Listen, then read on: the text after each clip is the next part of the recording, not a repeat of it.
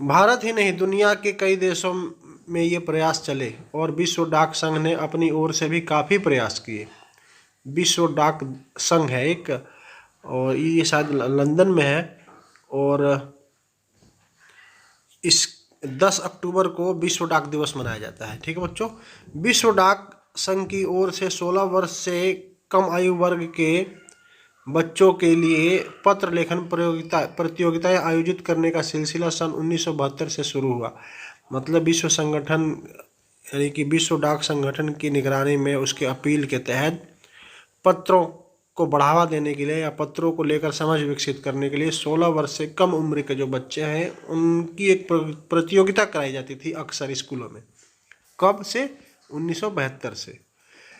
यह सही है कि खास तौर पर बड़े शहरों और महानगरों में संचार साधनों के तेज विकास तथा अन्य कारणों से पत्रों की आवाजाही प्रभावित हुई है।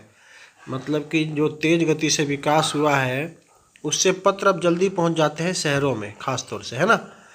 पर देहाती दुनिया और जल्दी जो पहुंचते ही हैं, और इसका ये प्रभाव पड़ा है कि उनकी आवाजाही कम भी हो गई है, क्योंकि आधुनिक साधन जैसे टेलीफोन, मैसेज, ईमेल, है ना, वीडियो कॉलिंग, इन सब के आने से अब चिट्ठियों की महत्व कम हो गई है शहरों में, क्योंकि वहाँ नेटवर्क अच्छे हैं, सबके पास स्मार्टफोन है।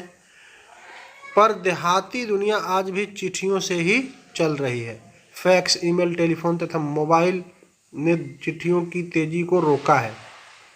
इन चीज़ों ने, फैक्स, ईमेल, टेलीफोन तथा मोबाइल ने चिट्ठियों की तेजी को रोका है। मतलब अब उस स्पीड से मतलब चिट्ठियां नहीं लिखी जाती, पढ़ी जाती, भेजी जाती एक दूसरे को।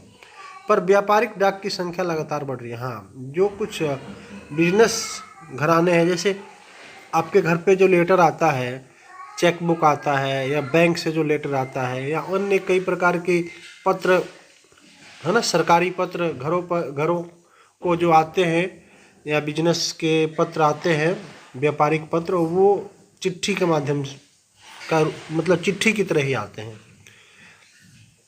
चिट्ठी और पत्र एक ही चीज़ है ना। जहाँ तक पत्रों के सवाल हैं, अगर आप बारीकी से उसकी तह में जाएं तो आपको ऐसा कोई नहीं मिलेगा जिसने कभी किसी को पत्र न लिखा या न लिखाया हो, या पत्रों का बेसब्री से जिसने इंतज़ार न किया हो। हमारे सैनिक तो पत्रों का जिस उत्सुकता से इंतजार करते हैं उसकी कोई मिसाल ही नहीं। यह दौर था, इसके ऊपर गाना भी आपने सुना होगा, है ना। एक दौर था जब लोग पत्रों का महीनों इंतजार करते थे, पर अब वह बात नहीं। परिवहन साधनों के विकास ने दूरी बहुत घटा दी है। पहले लोगों के लिए संचार का इकलौता साधन चिट्ठी ही थी, पर आज और भी साधन विकसित हो चुके हैं। मैं ख़ास तौर से बच्चों की तो नहीं कहता, लेकिन पेरेंट्स ऐसे बहुत से हैं जिन्होंने चिट्ठी का इस्तेमाल ज़रूर किया होगा, किसी को भेजा होगा, कहीं से पाया होगा। क्या कभी आपने इसका एक्सपीरियंस किया है? तो मुझे कमेंट में ज़रूर बताएं, अपना नाम लिखें और किससे आपने पाया था या किसको लिखा था बताएं। मैंने खुद अपने माताजी को पत्र लिखा है कई बार, तो एक अच्छा अनुभव आता है ना जब कहीं से चिट्ठी आती है। बहुत बहुत बहुत मतलब प्रसन्नता होती है उस टाइम पे, और चिट्ठियाँ एक तरह से संजो कर रखी जाती है। इसके ऊपर हम पहले वर्कशीट कर चुके हैं। यादाश्त हमारी यादगार बनती हैं चिट्ठियाँ। आपको कभी पुरानी चिट्ठी कभी मिल जाए किसी बक्से में पड़ी हुई, किसी डब्बे में, तो हम उस पुराने क्षण को याद कर लेते हैं। कितना आनंददायक होता है वह क्षण। चलिए आगे देखते हैं, जिसके क्वेश्चन आंसर करेंगे। पहले शब्दार्थ देखेंगे। शब्दार्थ का मतलब होता है शब्दों का अर्थ। शताब्दी मतलब 100 वर्ष, प्रयास मतलब कोशिश, संस्कृति मतलब परंपरा, विकसित मतलब बढ़ावा, बढ़ जाना, उन्नत हो जाना, आवाजाही मतलब आना जाना, देहाती मतलब गांव की या ग्रामीण, तह मतलब गहराई, मिसाल मतलब उदाहरण, परिवहन मतलब यातायात। ये सब आसान है, आप सब समझते हैं, है ना। यातायात मतलब आना जाना, है ना, वाहन। परिवहन मतलब किसी चीज़ पर वहन करना, जैसे हम बस में जाते हैं तो हम बस पर ही तो वहन करते हैं।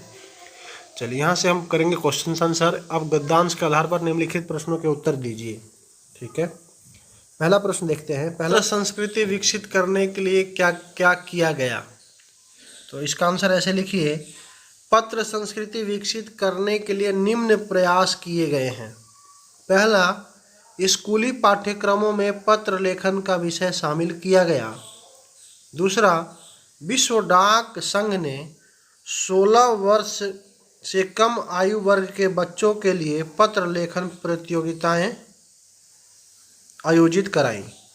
ठीक है, अब करेंगे हम दूसरा प्रश्न। दूसरा प्रश्न इस तरीके से देखिए, विश्व डाक संघ द्वारा क्या शुरू किया गया और कब?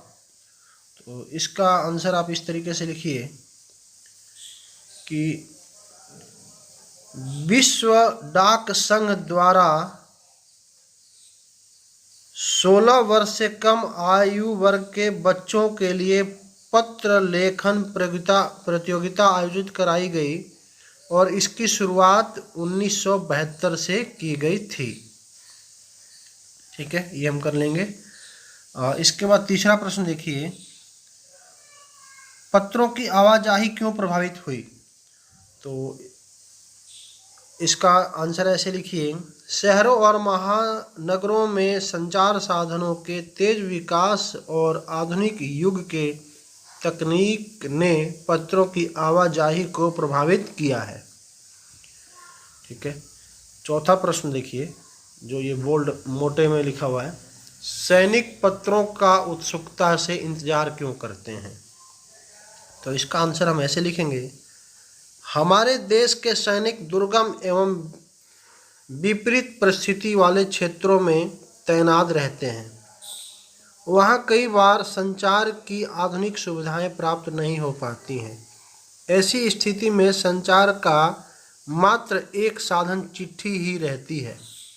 यही कारण है कि हमारे सैनिक चिट्ठियों का उत्सुकता से इंतजार करते हैं। और अगला क्वेश्चन है पांचवा, पंडित जवाहरलाल नेहरू जी के अनुसार हजारों साल पहले संचार के साधन क्या थे और बदलते बदलते क्या हो गए? तो इसका आंसर आप ऐसे लिखेंगे, पंडित जवाहरलाल नेहरू के अनुसार हजारों साल पहले संचार के साधन घुड़सवारी और संदेशवाहक हुआ करते थे, परंतु पहिए के विकास ने अब संचार के साधन बदल दिए हैं, जिसका स्थान तार और टेलीफोन ने भी ले लिया है। ठीक है बच्चों, ये ओवरऑल वर्कशीट है। वीडियो को लाइक कीजिएगा, चैनल को सब्सक्राइब कीजिएगा, हम आगे ऐसे ही पढ़ते रहेंगे। So thanks for now, stay safe, stay home, take care students.